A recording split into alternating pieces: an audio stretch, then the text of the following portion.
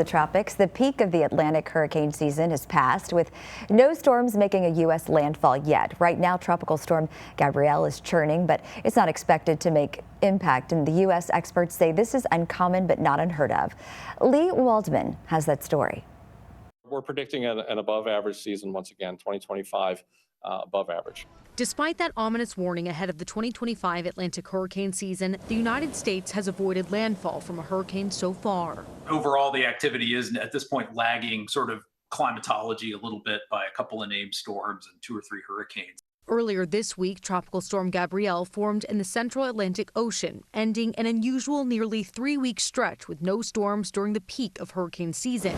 It's been a quiet September so far, but director of the National Hurricane Center, Michael Brennan, says we shouldn't let our guard down just yet. As we get into late September and that focus for activity really does shift farther west, closer to home, which can mean if we have storms form in those areas, they're much more likely to affect land.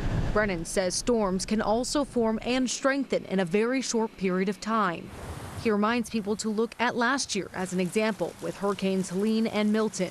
Those storms made landfall in late September and early October, respectively. We had a lot of these similar discussions in 2024. There was a very quiet period in August into early September.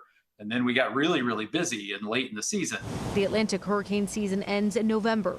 Brennan urges people to stay alert. If you have another storm form nearby and make landfall within 3 or 4 days, you don't have a lot of time to get ready. And that's why it's so important to have that hurricane plan in place now. In New York, I'm Lee Waldman.